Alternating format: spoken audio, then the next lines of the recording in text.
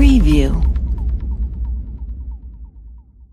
Despite having been an active slaveholder for 56 years, George Washington struggled with the institution of slavery and spoke frequently of his desire to end the practice. At the end of this life, Washington made the bold step to free his slaves in his 1799 will, the only slaveholding founding father to do so. 1. George Washington first became a slave owner at the early age of 11. When Washington's father, Augustine, died in 1743, George Washington became a slave owner at the early age of 11. In his will, Augustine left his son the 280-acre family farm near Fredericksburg, Virginia. In addition, Washington was willed 10 slaves. As a young adult, Washington purchased at least 8 more slaves, including a carpenter named Kit. Washington purchased more enslaved people in 1755, including 4 men, 2 women, and a child, 2. At the time of Washington's death, the Mount Vernon enslaved population consisted of 317 people. Of the 317 enslaved people living at Mount Vernon in 1799, a little less than half, 123 individuals, were owned by George Washington himself. Another 153 slaves at Mount Vernon in 1799 were dower slaves from the Custis estate. When Martha Washington's first husband, Daniel Parke Custis, died without a will in 1757, she received a life interest in owned a third of his estate, including the slaves. Neither George nor Martha Washington could free these slaves by law, and upon Martha's death these individuals reverted to the Custis estate and were divided among her grandchildren. Learn more. Status of the enslaved in Washington's will. 3. George Washington's marriage to Martha Custis significantly increased the number of enslaved people at Mount Vernon.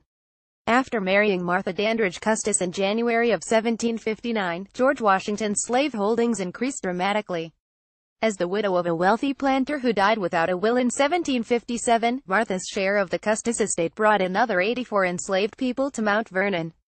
The stark increase in the enslaved population at Mount Vernon at this time reflected similar trends in the region. When George Washington took control of the Mount Vernon property in 1754, the population of Fairfax County was around 6,500 people, of whom a little more than 1,800, or about 28%, were slaves of African origin. The proportion of slaves in the population as a whole rose throughout the century. By the end of the American Revolution, over 40% of the people living in Fairfax County were slaves. Learn more. Martha Washington and slavery. 4. Accounts vary regarding Washington's treatment of the Mount Vernon's enslaved population. Sources offer differing insight into Washington's behavior as a slave owner. On one end of the spectrum, Richard Parkinson, an Englishman who lived near Mount Vernon, once reported that it was the sense of all his Washington's neighbors that he treated his slaves with more severity than any other man. Conversely, a foreign visitor traveling in America once recorded that George Washington dealt with the people he enslaved far more humanely than do his fellow citizens of Virginia. What is clear is that Washington frequently utilized harsh punishment against the enslaved population, including whippings and the threat of particularly taxing work assignments. Perhaps most severely, Washington could sell a slave to a buyer in the West Indies, ensuring that the person would never see their family or friends at Mount Vernon again. Washington conducted such sales on several occasions. Learn more. Slave control. 5. The enslaved people at Mount Vernon practiced diverse religious traditions and customs. Influences from both African and European religious practices can be found amongst Mount Vernon's enslaved population. Some slaves at Mount Vernon participated with local, organized Christian congregations, to some degree. Also, Mount Vernon's enslaved community developed at least one spiritual leader from within their own community, named Caesar, according to a runaway slave advertisement from the spring of 1798. Further, the enslaved population at Mount Vernon had contact with at least 3 other Christian denominations: Baptists, Methodists, and Quakers. There were also several remnants of religious traditions from Africa continuing to some degree at Mount Vernon, including both Vodun and Islam. Learn more. Slave religion. 6. On numerous occasions, people enslaved by the Washington household ran away in an attempt to regain their freedom. Mount Vernon's enslaved community took opportunities, when possible, to physically escape their enslavement. For example, in April of 1781 during the American Revolution, 17 members of the Mount Vernon enslaved population, 14 men and 3 women, fled to the British warship HMS Savage anchored in the Potomac off the shore of the plantation. In other instances, members of the enslaved community who were directly connected to the Washingtons either attempted to or were successful in their escape plans. These individuals included Washington's personal assistant Christopher Shields, whose plan to escape with his fiancée was thwarted, the family cook Hercules, and Martha Washington's personal maid Oni Judge, both of whom escaped successfully. Learn more. 1781 escape to the HMS Savage. 7 people at Mount Vernon also resisted their enslavement through less noticeable means. Running away was a risky venture that often did not succeed. As a result, Mount Vernon's enslaved population frequently resisted their bondage through a variety of methods while working on the plantation. Individuals utilized less noticeable methods of resistance, including feigning illness, working slowly, producing shoddy work, and misplacing or damaging tools and equipment. More active methods of protest included actions such as theft, arson, and sabotage of crops. Theft was a particularly frequent act of visible slave resistance. Over the years, enslaved people at Mount Vernon were accused of stealing a wide variety of objects, including tools, fabrics, yam, raw wool, wine, rum, milk, butter, fruits, meats, corn, and potatoes. Learn more. Slave resistance at Mount Vernon. 8 In December of 1775, Washington's newly appointed commander-in-chief of the Continental Army received a letter from Phyllis Wheatley containing a note written in his honor. Phyllis Wheatley was an enslaved woman brought to Boston from West Africa at just 7 years of age.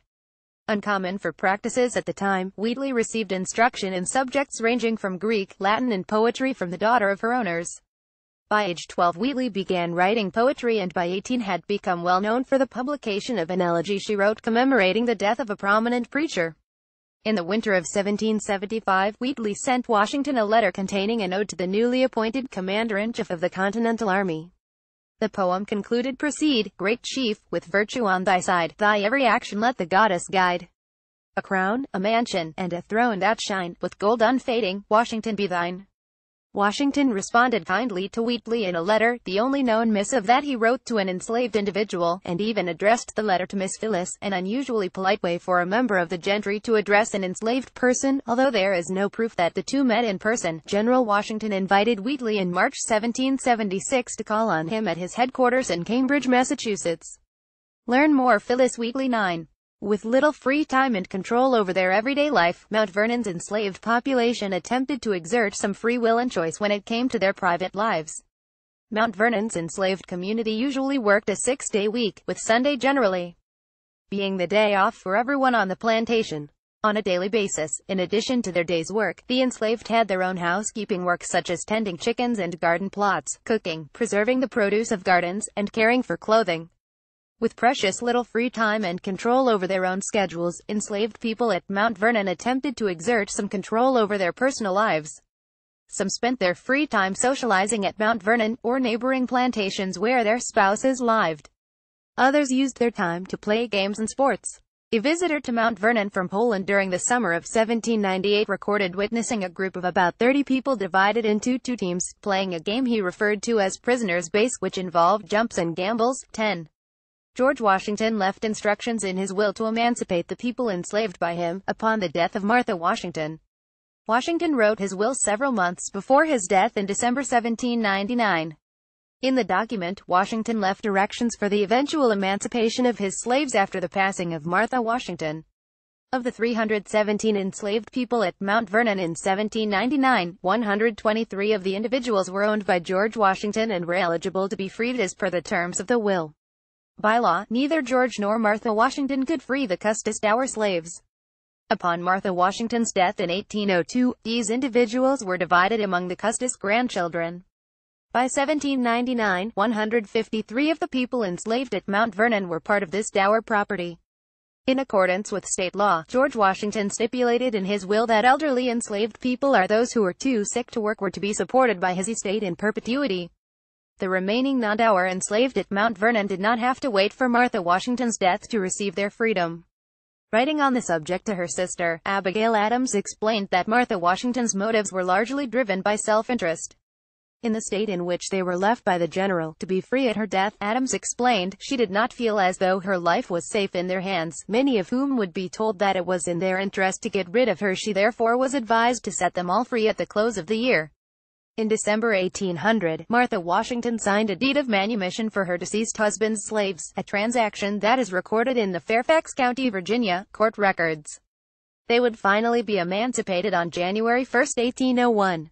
Learn more. Read the text of Washington 1799. We'll learn more about the enslaved community that lived on the Mount Vernon farms. Learn more.